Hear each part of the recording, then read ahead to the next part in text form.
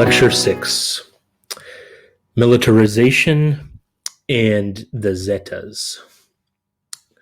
So the first part of this course, we've been concerned with understanding Mexico's drug war. Then we will pull the frame out further and look at the global drug trade from a more truly global perspective. We started out this course with a number and a question, 3,951. That was the number of murders that happened in Ciudad Juarez in 2010. The question was why. Our first answer was that murders were so high not because it was a Mexican city, but because it was a border city. This means that Juarez is a choke point in a larger global trade in illicit narcotics. We said the only way to understand the violence is to look first at Mexico and its history. Also, Mexico is not a failed state. This was our next claim. It has history, longevity, institutions, but drugs represent a huge threat to Mexican national security. We must also look at the relationship between Mexico and the United States. So last time we left off by talking about the beginnings of drug prohibition in the United States and in U.S. policy. So today we want to pick up where we left off. I want you to put those three aspects on the mental shelf. We're going to deal with those. But I want to also talk about democracy in Mexico, more specifically, the major Mexican political party during the 20th century, the PRI, the Institutional Revolutionary Party. So we want to talk about how the decline of the PRI in the 20th century paralleled the rise and strength of Mexican drug cartels. In essence, as the authoritarian PRI state unraveled, drug cartels began setting new rules of the game. The Mexican state would increasingly be unable to bridle and constrain these transnational narcotics organizations. So let's give a little brief overview of the PRI. Remember, in one of the first sessions, I mentioned the Mexican Revolution. This was a large-scale series of civil wars that happened in the early 20th century, the most violent period being from 1910 to 1917. Remember, there was the armies of Pancho Villa and Emiliano Zapata. Well, by 1917, one group emerged victorious, and it was neither Pancho Villa nor Emiliano Zapata. Both of those famous individuals would die in the course of the Mexican Revolution. The group that emerged victorious was called the Constitutionalists. This group, they were so called because they wanted to write a constitution, a new constitution. This group, after several changes, started a political party in 1929. And then by the 1940s, that political party changed its name again to the Institutional Revolutionary Party. The hope was by institutionalizing the revolution, it would make violent conflicts into institutional conflicts. So instead of one faction fighting against another on a battlefield, they would fight it out within the party through institutional means. It was actually a brilliant way in order to reduce the level of violence within Mexican civil society by essentially institutionalizing the political process.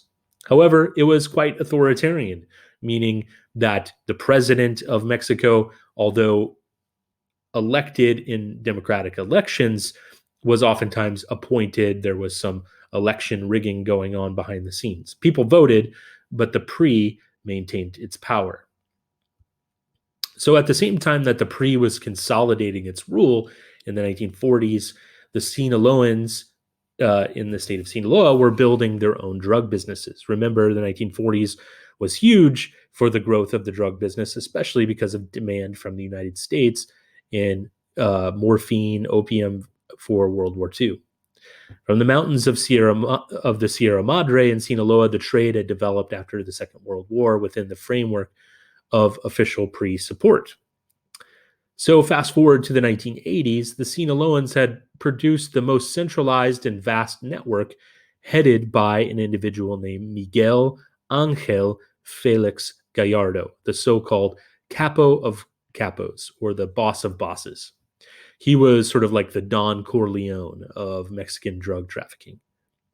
He was able to more or less create cohesions in the organization for most of the 1980s.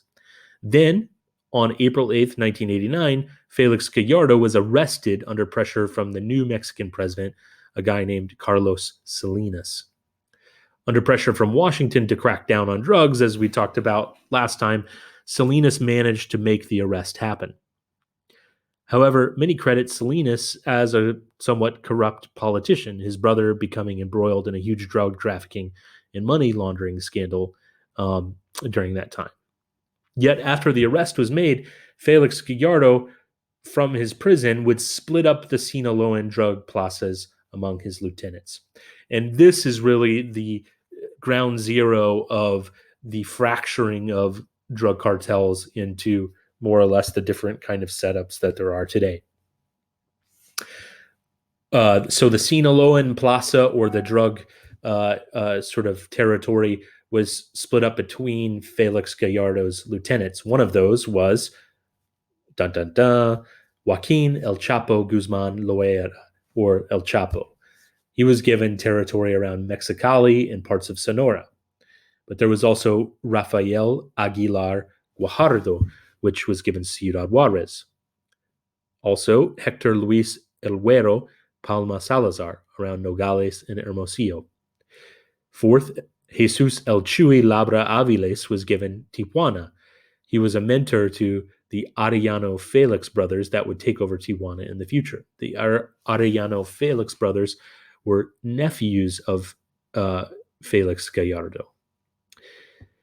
Also, Ismael El Mayo Zambada was in charge of Sinaloa, and Pedro Aviles Perez was in charge of Jalisco. So many of these capos maintained a loose federation for most of the 1990s. However, El Chapo and the Arellano Felix brothers quickly became enemies as the Tijuana cartel grew in power. So all these guys were like lieutenants under Felix Gallardo. They became in charge of their own territory, and then infighting began. A loose federation formed between El Chapo and others to undercut Tijuana as well as Ciudad Juarez. But this federation would also disintegrate as these individuals tried to undercut one another and get each other arrested and kill their family members. Thus, the Tijuana, Ciudad Juarez, and Sinaloans all started out on the same team, right? But then quickly became their own distinct organizations by the early 2000s. So the pre and drug trafficking both grew together. Let's look at this through another strategy. Think about the creation of the drug trade in Latin America. That actually, the drug trade and its proliferation is a product of democracy. The pluralistic nature of democracy, plus weak institutions, allows alternative state actors to thrive. I mean, think about this logically, right? When you have democracy and that democracy is relatively weak in its institutions because it's new, then that allows the monopoly on the use of violence to oftentimes fall into the hands of the powerful and the strong, people with money or power or guns. So drug trade is also the product of national policy making. The decision to outlaw drugs in the United States had and has consequences on other countries.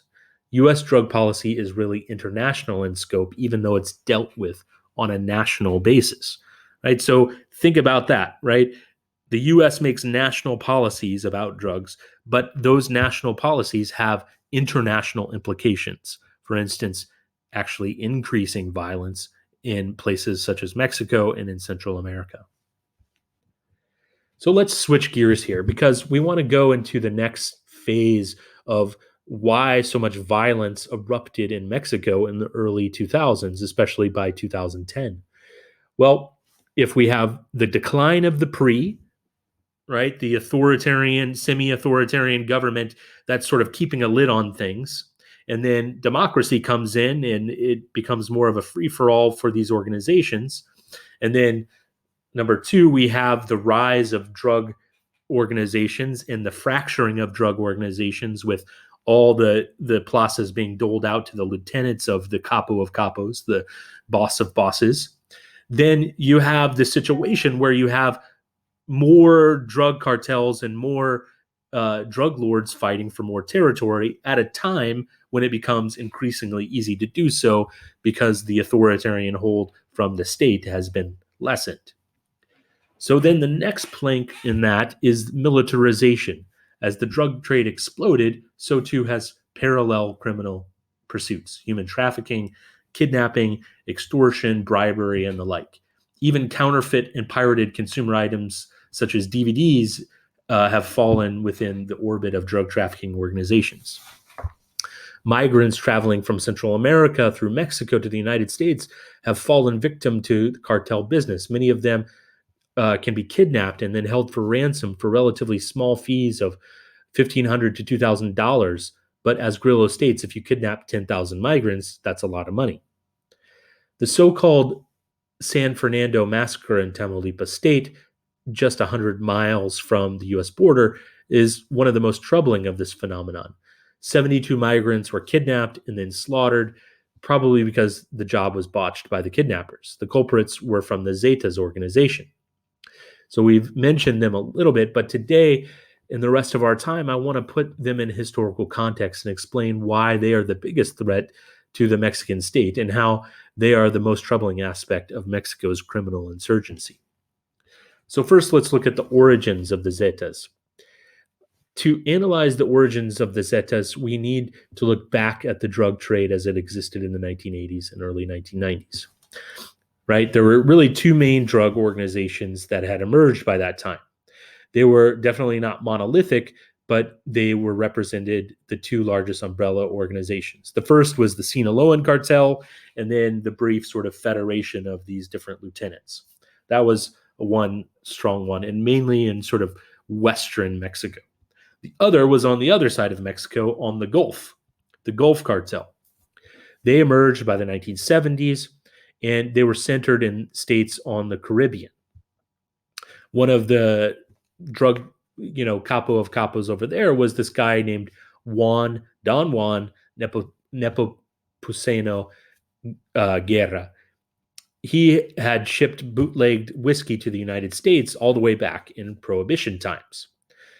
They worked mainly in contraband and some drugs during the mid-20th century.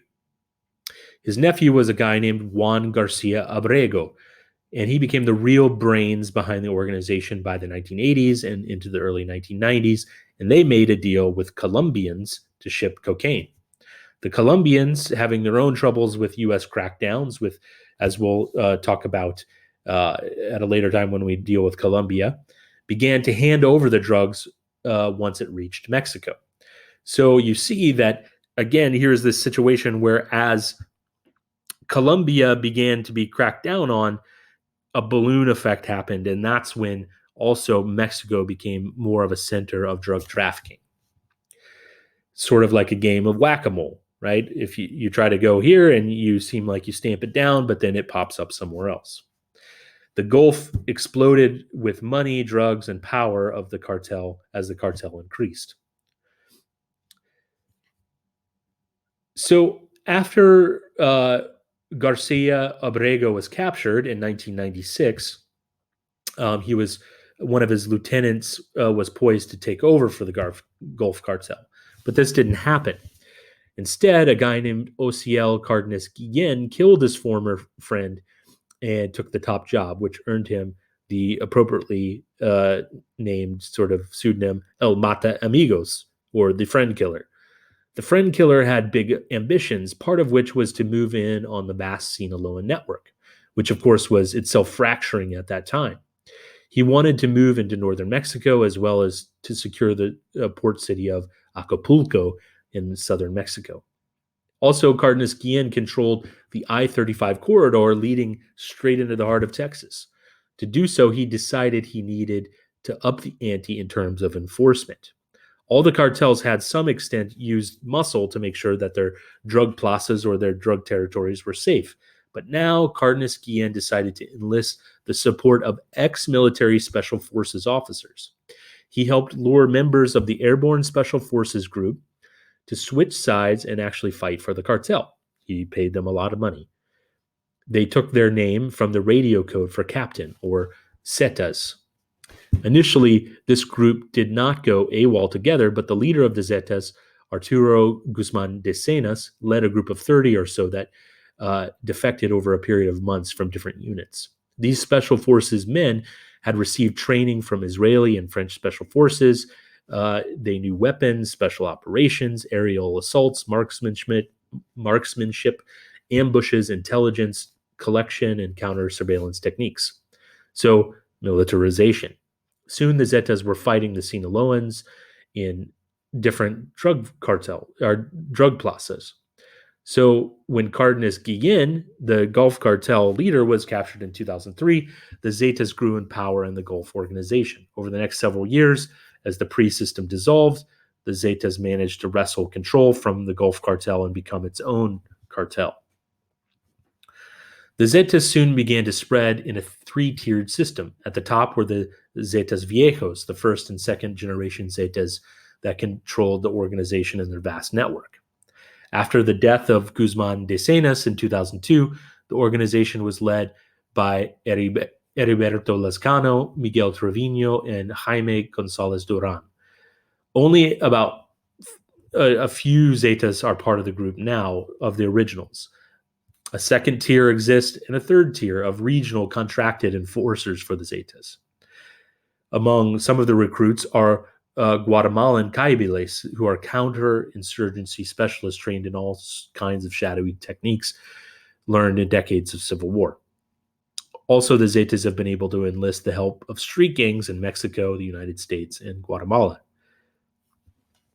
So all of this is to say that the real sort of violence came when you add increased militarization in Mexico. And how did the Mexican government and the United States government deal with the militarization of drug cartels?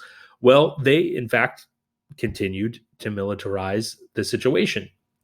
In 2006, George W. Bush, then president, released the Merida Initiative, which was a $1.6 billion aid package that essentially went into buying the Mexican military more guns, planes, ammunition to sort of match, sort of weapon for weapon with the militarization of the drug cartels.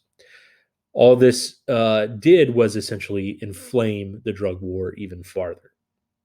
So militarization is really the final plank in what led to the carnage in Ciudad Juarez in 2010.